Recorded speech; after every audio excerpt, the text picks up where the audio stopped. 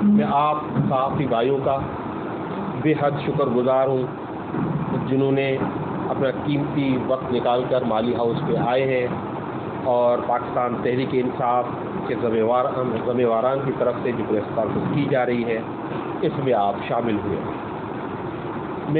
मेरा ये जो प्रेस कॉन्फ्रेंस है ये बुनियादी तरह तो है लोकल गवर्नमेंट इलेक्शन के हवाले से, लेकिन मैं उसके साथ साथ जो उमरकोट में कुछ दिनों से चल रहा है उस पर बात करना चाहूँगा, जिसमें इमरान खान ने आज़ादी मार्च की कॉल दी।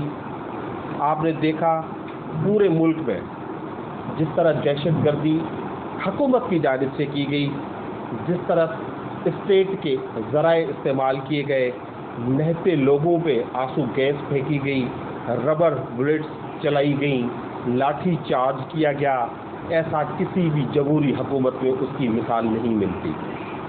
कोई भी बता दे कि किसी भी जमहूरी हुकूमत में इस तरह का काम हुआ हो। ये मौजूदा हुकूमत जो ये काम कर रही थी, यूँ लग रहा था कि इनमें आमिर ज़िया-उल-हक की रूह आ गई हो।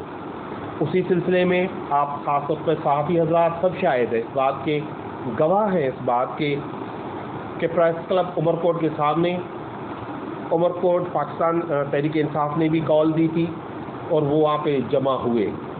उमरकोट के शहरियों पे जिस तरह तशद्दुद किया गया, जिस तरह आंसू गैस फेंका गया, जिस तरह उन पे बैटन चार्ज किया गया, लाठी चार्ज किया गया, उसमें उन्होंने न ख़वातीन को देखा, न बच्चों को देखा, न सहाफ़ियों को देखा और बर्बरियत का मुज़ाहरा किया। मैं उसकी पुरज़ोर मज़म्मत अवाम का तहफ़्फ़ुज़ करे। वो पुलिस आजकल जो है चोरों, लुटेरों, इन सियासतदानों और इन सियासतदानों के नाजायज़ कामों के लिए इस्तेमाल हो रही है। मुझे खुशी है कि मैं इमरान खान के काफ़िले में हूँ। वो इमरान खान जो आज़ादी की बात करता है, जो ग़ुलामी की ज़ंजीरें तोड़ने की बातें करता है। इमरान खान आज हुकूमत में नहीं है। उनकी हुकूमत को एक साजिश के तहत जो है गिराया गया। वो साजिश जिसके तहत जो मुल्क के क्रिमिनल तरीन चोर करप्ट लोग थे, जिन पे FIR थी, जिन पे मनी लॉन्ड्रिंग के केसेस थे, जिन पे चोरी के केसेस थे, उनको आके पाकिस्तान के अवाम पे थोप दिया गया है। उसकी वजह इनको चूज़ करने की ये है कि ये नवाज़ लीग और पीपल्स पार्टी के जो मुल्क से लूटी हुई अमलाक हैं वो इन बैरूनी ममालिक में हैं। वो उनको तहफ़्फ़ुज़ देने के लिए और कोर्टों से ख़ुद को बचाने के लिए वो इस साजिश का हिस्सा बने और एक वोट की जो है अक्सरियत से इस वक्त वो विराजमान है। और जो ये नारा लेके आए थे कि हम महंगाई कम करेंगे, तो आपने देखा कि किस तरह इन्होंने आवाम की आंखों में धूल झोंकी है। और आने वाले दिनों में और ये पेट्रोल की प्राइस बढ़ाने जा रहे हैं। इलेक्ट्रिसिटी प्राइसेस इन्होंने बहुत ज़्यादा बढ़ा दी हैं। कोई 12, हमने पूरे 3.5 साल में 6 रुपये की जो है की थी इंक्रीज़, इन्होंने आते ही 10 रुपये की इंक्रीज़ कर दी है। ये खाने का तेल जो यूटिलिटी स्टोर्स पर भी 300, 350, 400 रुपये किलो पर केजी अवेलेबल था, आज 650 रुपये केजी है। और इनको शर्म नहीं है और कहते हैं कि हम और मुश्किल फ़ैसले करेंगे। अब इन्होंने महंगाई का नाम मुश्किल फ़ैसले रख लिया है। ये आने वाले दिनों में पेट्रोल की प्राइसेस 300 से ज़्यादा ले जाने वाले हैं और इनको ये कोई फ़िक्र नहीं है। इनको सिर्फ एक ही फ़िक्र है कि किसी तरह नैब का कानून चेंज हो, तब्दील हो और इनको NRO मिले। और ये जो चाहते थे कि हमें कोई पूछने वाला ना हो, ये उसी तरह से गामज़द है। पूरे पाकिस्तान में लोड शेडिंग एक इंतहाई ख़तरनाक सूरत हाल जो है वो इख्तियार कर गई है। अगर आपने जो फॉर्मर वज़ीर आज़म थे शाहिद खाकान अब्बासी, 2 दिन पहले उन्होंने प्रेस कॉन्फ्रेंस की और कहा कि पूरे मुल्क में 3 घंटे से ज़्यादा कहीं भी जो है लोड शेडिंग नहीं होगी। लेकिन उमरकोट आप देखें, कल के 24 घंटों में 16 घंटे लोड शेडिंग हुई है। वो उमरकोट की आवाम, वो मेरी माएँ, वो मेरी बहनें, जब तक PTI पावर में थी तो मुझे पता है वो मुझे फ़ोन करके बताती थी अगर उनके मोहल्ले में भी अगर लाइट नहीं होती थी, बिजली नहीं होती थी। आज उमरकोट लावारिस है। आज उमरकोट में बिजली ना हो तो कोई पूछने वाला नहीं है, आज कोई ट्रांसफार्मर जल जाए तो कोई बात करने वाला नहीं है, क्योंकि उनको उमरकोट की आवाम से कोई इंटरेस्ट नहीं है, कोई दिलचस्पी नहीं है। पीपल्स पार्टी वो जमात है जो मुसलसल सिंध को 15 सालों से लूट रही है, लेकिन सिंध में कोई भी तरक्याती काम, कोई इंफ्रास्ट्रक्चर देने में नाकाम है।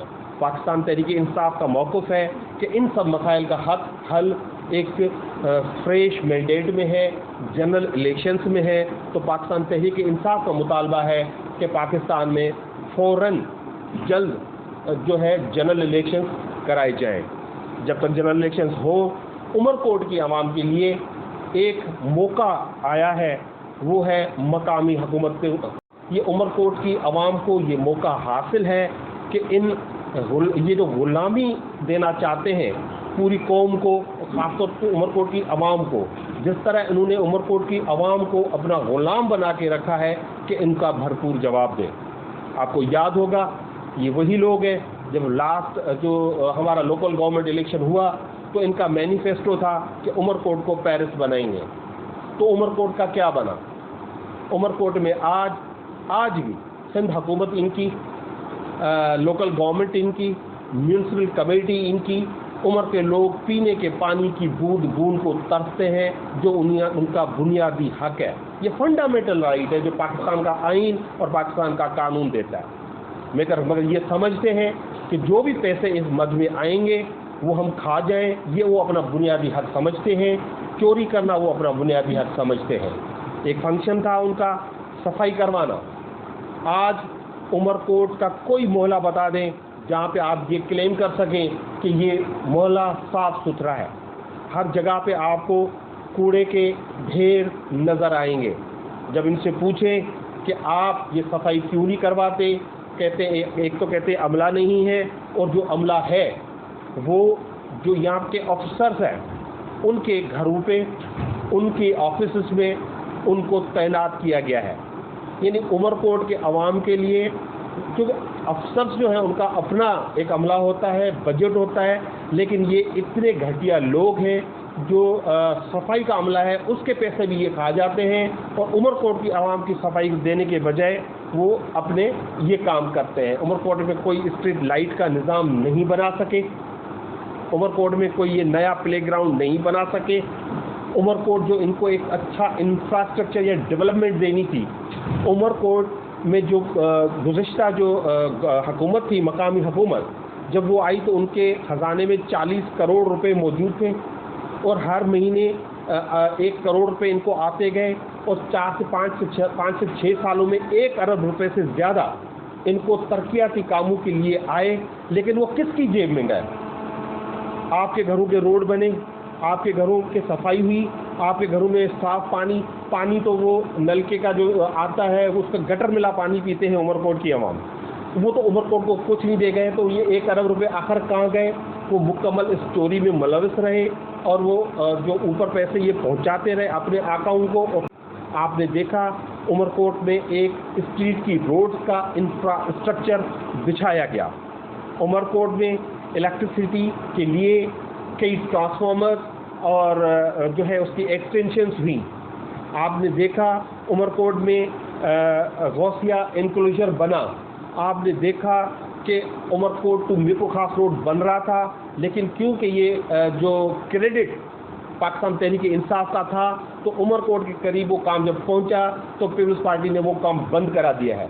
उमरकोट की आवाम, आप सुनिए, आपके लिए हर वो यूनिवर्सिटी जो एग्रीकल्चर यूनिवर्सिटी का कैंपस जो यहाँ पे कायम होना था, जिसके लिए 30 करोड़ रुपए एलोकेट किए गए थे, वो भी पीपल्स पार्टी ने, क्योंकि ये इसका जो क्रेडिट पाकिस्तान तहरीक इंसाफ को मिल रहा था, उस प्रोजेक्ट को भी स्लैश कर दिया गया है, और वहाँ पे जो ये यूनिवर्सिटी भी नहीं बनाने दे रहे।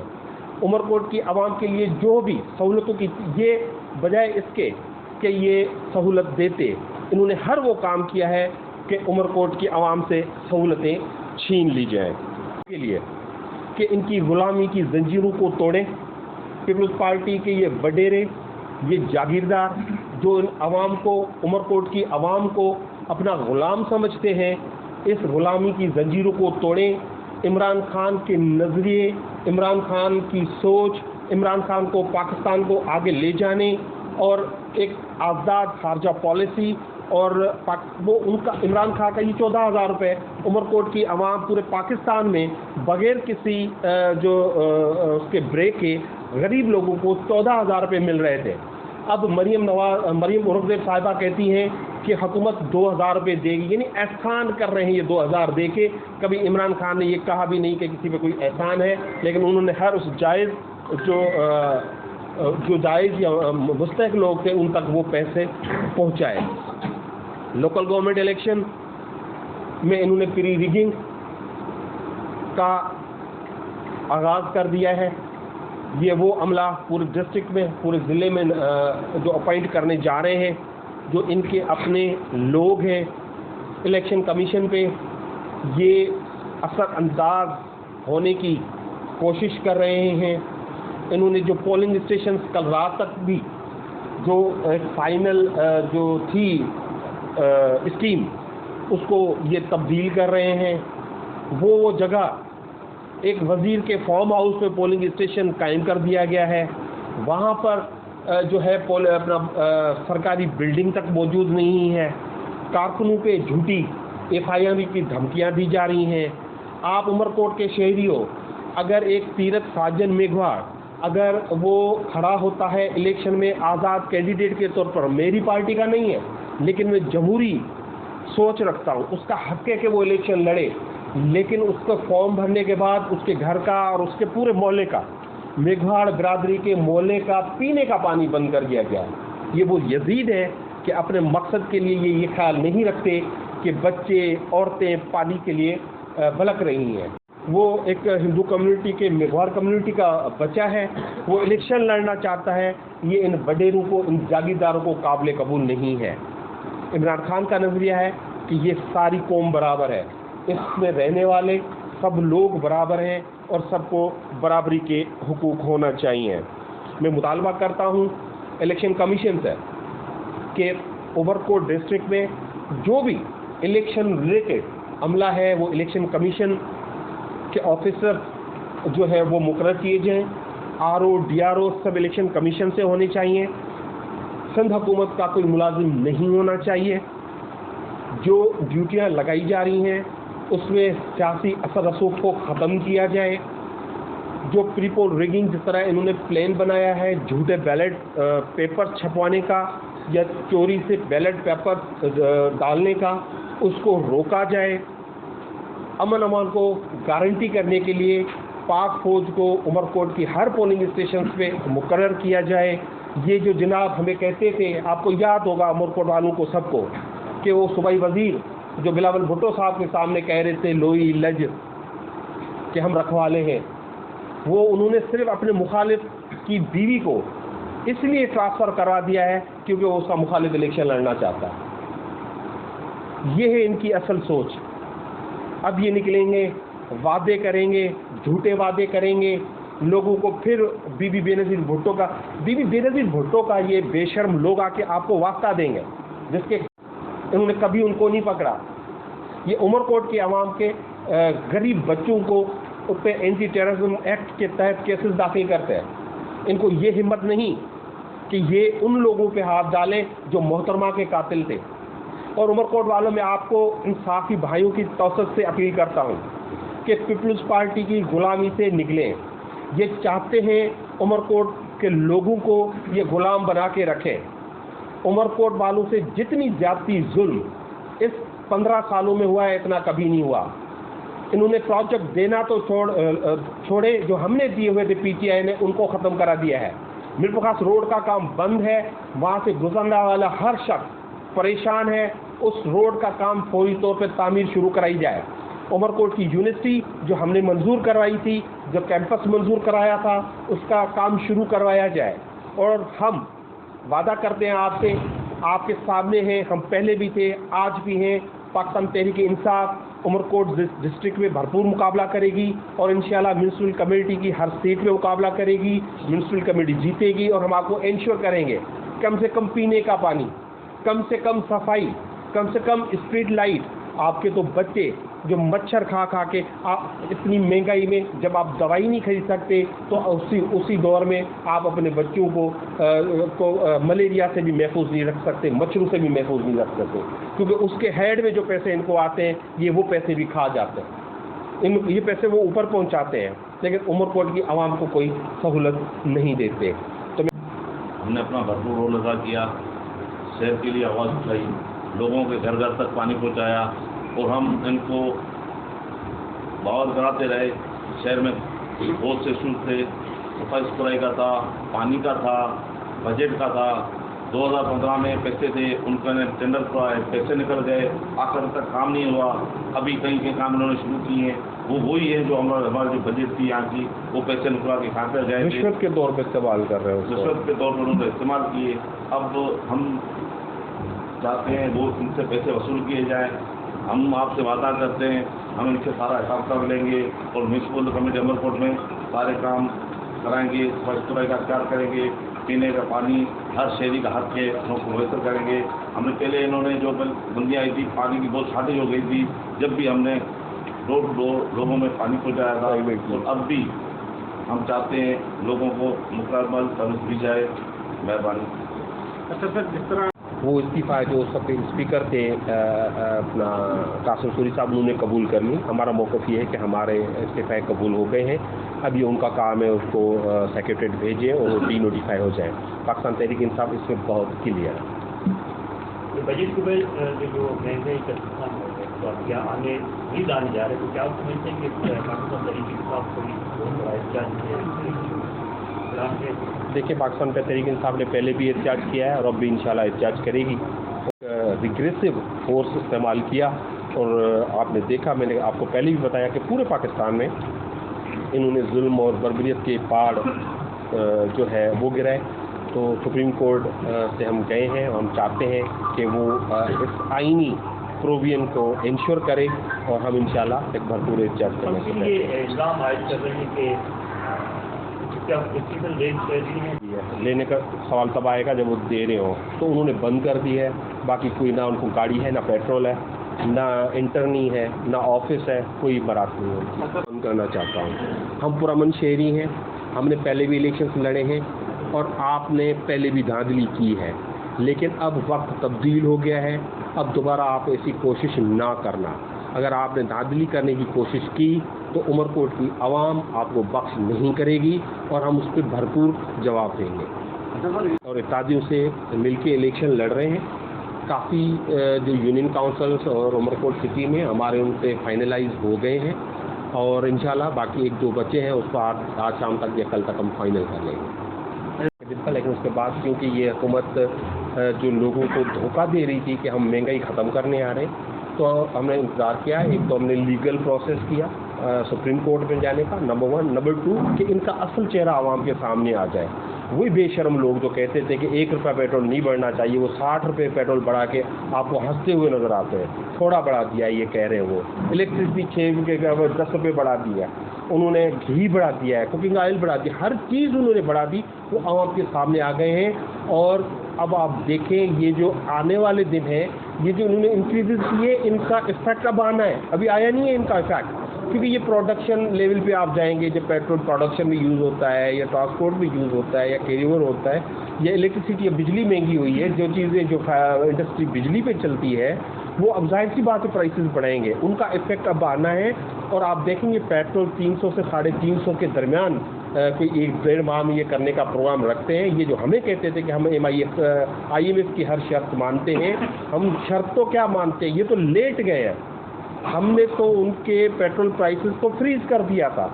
हमने तो रशिया से जो पेट्रोल लेने का फैसला कर लिया था, ताकि उसको मिटिगेट किया जाए, उसके असर को कम किया जाए जो आवाम पे आ रहा है। अब ये क्योंकि ये अमेरिका को नाराज़ नहीं करना चाहती मौजूदा हुकूमत, इसलिए रूस से जो तेल खरीदने के लिए ये अवॉइड कर रही है, कतरा रही है। अगर लोगों को अगवा किया जाए, और ये जब मैंने जो इलेक्शन कमीशन की अच्छी बात की आपने कि चेयरमैन और वाइस चेयरमैन एक जो पेयर बन के वो खड़े होते हैं, वो वाइस चेयरमैन को हवाले करके ले जाते हैं और उसको जाके विथड्रॉ करा देते हैं। और इलेक्शन कमीशन जिसका काम है उसको वेरीफाई कर रहा है, उसको वेरीफाई भी नहीं करता और उसको जो फाइनल लिस्ट होती है उसमें नाम नहीं आता, वो अकेले हाथ नहीं उठा सकता।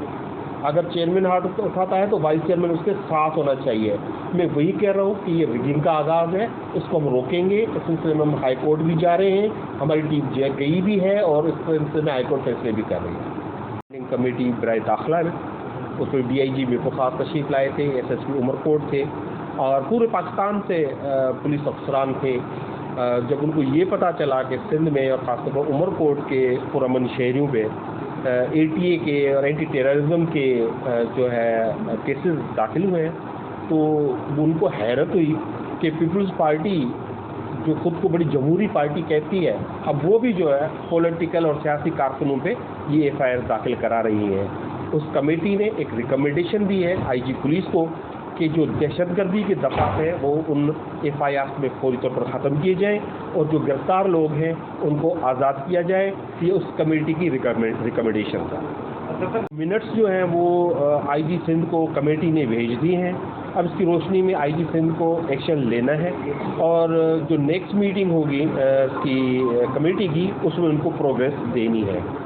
जहाँ तक आप 1.5 साल का कह रहे हैं, देखिए ये तमाम को पता है। हम इसलिए नहीं कह रहे कि ये जो है गुलामी कबूल करके आए हैं, इस कौम को गुलाम बनाया, ये मैं नहीं कह रहा, ये इमरान खान ने नहीं कहा है। आपने देखा है ये पहली दफ़ा है। जब भी किसी प्राइम मिनिस्टर को उतारा जाता था तो लोग मिठाइयाँ बांटते थे, उसके मुखालफिन मिठाइयाँ बांटते थे, लेकिन ये पहला प्राइम मिनिस्टर है कि जिसको उतारा गया तो पूरे पाकिस्तान में लोग सड़कों पर निकल आए हैं और भरपूर एहतजाज किया है। ये मुमकिन नहीं है। आप देखेंगे ये जो महंगाई का, अब जो बिलावल भुट्टो साहब यहाँ से निकले थे अपना कराची से और महंगाई का बहाना बनाकर और उसका कि महंगाई का तूफान आ गया है, वो 4 पे बिजली अपना पेट्रोल बढ़ा था, वो इस्लामाबाद पहुँचे थे महंगाई का दायरा लेकर। तो कम से कम अब पीपल्स पार्टी को भी और ख़ासतौर पर बिलावल भुट्टो साहब को भी एक बयान देना चाहिए, मजम्मत करना चाहिए कि 60 रुपये 4 की जगह पे 60 रुपये महंगा हो गया है। और उनको ये भी एक स्टेटमेंट देना चाहिए कि जो मैं सुनता रहता था, क्योंकि बिलावल भुट्टो साहब का सिंध से ताल्लुक़ है, उनकी स्टेटमेंट कि जो हुकूमत है वो दहशतगर्दों से बातचीत ना करे, तालिबान से बातचीत ना करे। आजकल जो मौजूदा हुकूमत है वो तालिबान के पैरों में पड़ी हुई है, इस पर भी उनकी स्टेटमेंट और पॉलिसी स्टेटमेंट आना चाहिए। जी इमरान खान, जी शाह महमूद कुरैशी, जय श्री राम। मैं आप सहाफ़ी भाइयों का बेहद शुक्रगुज़ार हूँ जिन्होंने अपना कीमती वक्त निकाल कर माली हाउस पे आए हैं और पाकिस्तान तहरीक इंसाफ के ज़िम्मेवारान की तरफ से जो प्रेस कॉन्फ्रेंस की जा रही है इसमें आप शामिल हुए हैं। मेरा ये जो प्रेस कॉन्फ्रेंस है ये बुनियादी तरह तो है लोकल गवर्नमेंट इलेक्शन के हवाले से, लेकिन मैं उसके साथ साथ जो उमरकोट में कुछ दिनों से चल रहा है उस पर बात करना चाहूँगा। ख़ास तौर पर 25 मई जिस पे इमरान खान ने आज़ादी मार्च की कॉल दी, आपने देखा पूरे मुल्क में जिस तरह दहशतगर्दी हुकूमत की जानिब से की गई, जिस तरह स्टेट के ज़राए इस्तेमाल किए गए, नहते लोगों पे आंसू गैस फेंकी गई, रबर बुलेट्स चलाई गई, लाठी चार्ज किया गया, ऐसा किसी भी जमहूरी हुकूमत में उसकी मिसाल नहीं मिलती। कोई भी बता दे कि किसी भी जमहूरी हुकूमत में इस तरह का काम हुआ हो। ये मौजूदा हुकूमत जो ये काम कर रही थी, यूँ लग रहा था कि इनमें आमिर ज़िया की रूह आ गई हो। उसी सिलसिले में आप ख़ास तौर पर सहाफ़ी हज़रात सब शायद है इस बात के, गवाह हैं इस बात के कि प्रेस क्लब उमरकोट के सामने, उमरकोट पाकिस्तान तहरीक इंसाफ ने भी कॉल दी थी और वो वहाँ पे जमा हुए। उमरकोट के शहरियों पे जिस तरह तशद्दुद किया गया, जिस तरह आंसू गैस फेंका गया, जिस तरह उन पे बैटन चार्ज किया गया, लाठी चार्ज किया गया, उसमें उन्होंने न ख़वातीन को देखा, न बच्चों को देखा, न सहाफ़ियों को देखा और बर्बरियत का मुज़ाहरा किया। मैं उसकी पुरज़ोर मज़म्मत करता हूँ। और ये रूरल सिंध में वाहिद ज़िला था जहाँ पे सियासी कारकुनों पे दहशतगर्दी के पर्चे काटे गए और 7 बच्चों को गिरफ़्तार भी किया गया। वो उस दिन से जो है अपना जेल में हैं क्योंकि उन पे एंटी टेररिज्म एक्ट के दफ़ात शामिल की गई हैं। मैं इस पूरे अमल की भरपूर अल्फाज में मज़म्मत करता हूँ और मैं समझता हूँ ये काम पुलिस का नहीं था, ये काम ज़िया-उल-हक़ की बाक़ियात का था। जो ज़िया-उल-हक़ की बाक़ियात जो उमरकोट में भी पाई जाती है, उसका रूह उसमें मौजूद है। वो शायरी कुछ भी करते रहे, लेकिन उनके काम किसी भी आमिर से कम नहीं है। उनका काम था जो यहाँ पे सियासत देखो, रिकमेंडेशन होने के बाद उसका प्रोसेस होता है, उसके मिनट्स बनते हैं।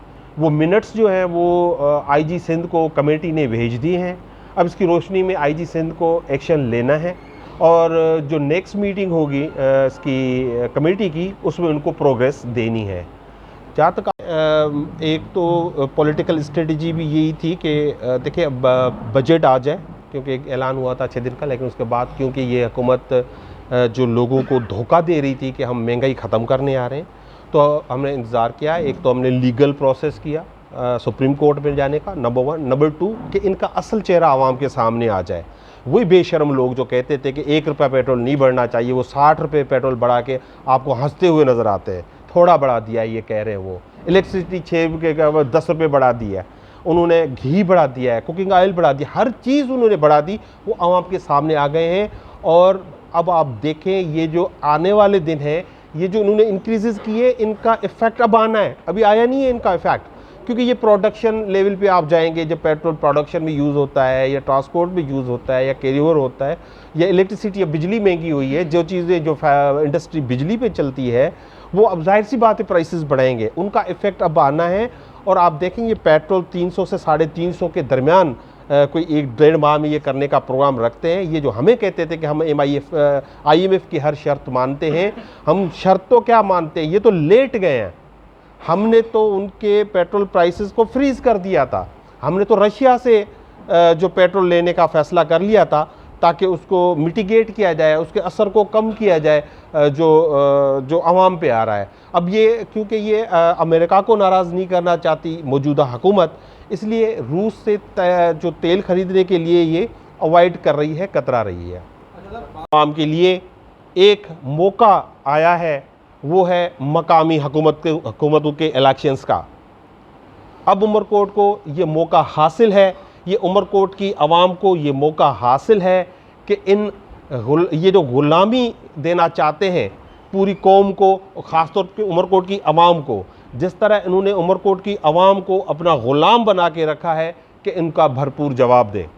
आपको याद होगा ये वही लोग हैं, जब लास्ट जो हमारा लोकल गवर्नमेंट इलेक्शन हुआ तो इनका मैनिफेस्टो था कि उमरकोट को पेरिस बनाएंगे। तो उमरकोट का क्या बना? उमरकोट में आज भी सिंध हुकूमत इनकी, लोकल गवर्नमेंट इनकी, म्यूनसिपल कमेटी इनकी, उमर के लोग पीने के पानी की बूंद बूंद को तरसते हैं, जो उनका बुनियादी हक है। ये फंडामेंटल राइट है जो पाकिस्तान का आइन और पाकिस्तान का कानून देता है। मगर ये समझते हैं कि जो भी पैसे इस मद में आएंगे वो हम खा जाएं, ये वो अपना बुनियादी हक समझते हैं। चोरी करना वो अपना बुनियादी हक समझते हैं। एक फंक्शन था उनका सफाई करवाना। आज उमरकोट का कोई मोहल्ला बता दें जहाँ पे आप ये क्लेम कर सकें कि ये मोहल्ला साफ़ सुथरा है। हर जगह पे आपको कूड़े के ढेर नज़र आएंगे। जब इनसे पूछें कि आप ये सफाई क्यों नहीं करवाते, कहते एक तो कहते अमला नहीं है, और जो अमला है वो जो यहाँ के ऑफिसर्स हैं उनके घरों पे, उनके ऑफिस में उनको तैनात किया गया है। यानी उमरकोट के अवाम के लिए, क्योंकि अफसर्स जो हैं उनका अपना एक अमला होता है, बजट होता है, लेकिन ये इतने घटिया लोग हैं जो सफाई का अमला है उसके पैसे भी ये खा जाते हैं, और उमरकोट की आवाम की सफाई देने के बजाय वो अपने ये काम करते हैं। उमरकोट में कोई स्ट्रीट लाइट का निज़ाम नहीं बना सके, उमरकोट में कोई ये नया प्लेग्राउंड नहीं बना सके।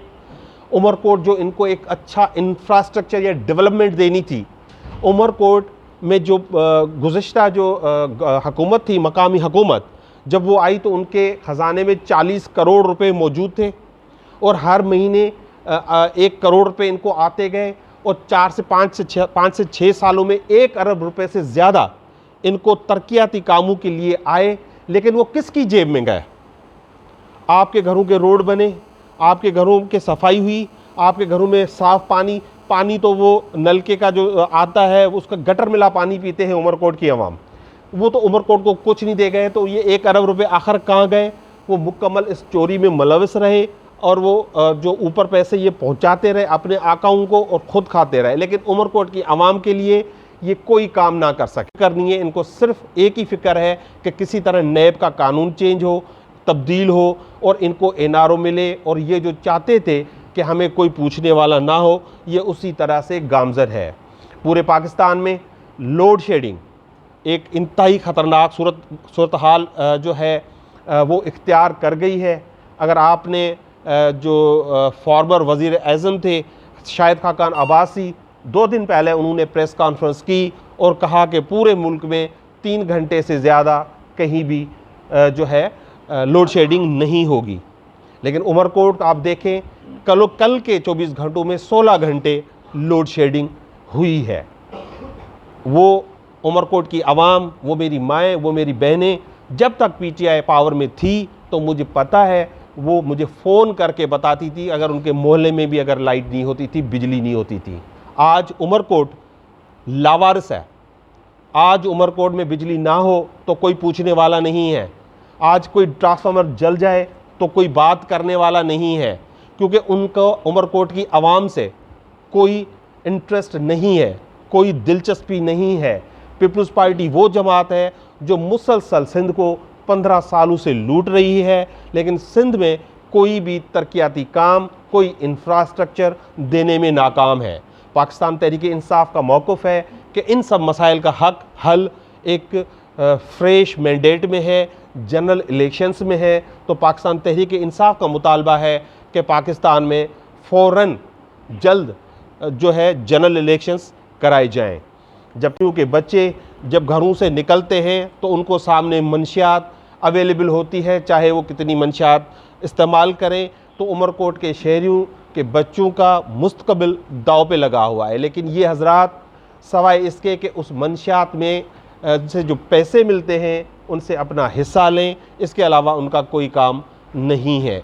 पुलिस का काम है कि अमन अमान कायम करे, लेकिन उमरकोट में आप रोज़ाना सुनते होंगे कि कई मोटरसाइकिल चोरी होते हैं और कई दुकानें फटती हैं, कई दुकानों से चोरी होती है, लेकिन पुलिस पे अवाम का एतमाद मुकम्मल तौर पर ख़त्म हो चुका है और अवाम अब FIR दाखिल कराने के लिए भी तैयार नहीं है। उमरकोट में कत्ल जैसे वाक़यात होना शुरू हुए हैं और उमरकोट में फुर जैसे वाक़यात, डकैती, ये सब आजकल उमरकोट में चल रहा है। और पुलिस को उमरकोट से लेके कुंडरी तक, कुंडरी से लेके पिथौरों तक जो है वो अपना मुंशी के तौर पे इस्तेमाल किया जा रहा है। और पुलिस, सिंध पुलिस जिसको जरदारी पुलिस भी कहते हैं, कि बजाय वो जो है अवाम का तहफ़्फ़ुज़ करे, वो पुलिस आजकल जो है चोरों, लुटेरों, इन सियासतदानों और इन सियासतदानों के नाजायज़ कामों के लिए इस्तेमाल हो रही है। मुझे खुशी है कि मैं इमरान ख़ान के काफ़िले में हूँ। वो इमरान ख़ान जो आज़ादी की बात करता है, जो ग़ुलामी की ज़ंजीरें तोड़ने की बातें करता है। इमरान ख़ान आज हुकूमत में नहीं है, उनकी हुकूमत को एक साजिश के तहत जो है गिराया गया। वो साजिश जिसके तहत जो मुल्क के क्रिमिनल तरीन चोर, करप्ट लोग थे, जिन पे FIRs थी, जिन पे मनी लॉन्ड्रिंग के केसेस थे, जिन पे चोरी के केसेस थे, उनको आके पाकिस्तान के अवाम पे थोप दिया गया है। उसकी वजह इनको चूज़ करने की ये है कि ये नवाज़ लीग और पीपल्स पार्टी के जो मुल्क से लूटी हुई इमलाक हैं वो इन बैरूनी ममालिक में हैं। वो उनको तहफ़्फ़ुज़ देने के लिए और कोर्टों से ख़ुद को बचाने के लिए वो इस साजिश का हिस्सा बने और एक वोट की जो है अक्सरियत से इस वक्त वो विराजमान हैं। और जो ये नारा लेके आए थे कि हम महंगाई कम करेंगे, तो आपने देखा कि किस तरह इन्होंने आवाम की आंखों में धूल झोंकी है। आते ही इन्होंने 60 रुपये पेट्रोल की प्राइसेस बढ़ा दी और आने वाले दिनों में और ये पेट्रोल की प्राइस बढ़ाने जा रहे हैं। इलेक्ट्रिसिटी प्राइसेस इन्होंने बहुत ज़्यादा बढ़ा दी हैं। कोई 12, हमने पूरे 3.5 साल में 6 रुपये की जो है की थी इंक्रीज़, इन्होंने आते ही 10 रुपये की इंक्रीज़ कर दी है। ये खाने का तेल जो यूटिलिटी स्टोर्स पर भी 300, 350, 400 रुपये किलो पर केजी अवेलेबल था, आज 650 रुपये केजी है। और इनको शर्म नहीं है और कहते हैं कि हम और मुश्किल फ़ैसले करेंगे। अब इन्होंने महंगाई का नाम मुश्किल फ़ैसले रख लिया है। ये आने वाले दिनों में पेट्रोल की प्राइसेस 300 से ज़्यादा ले जाने वाले हैं।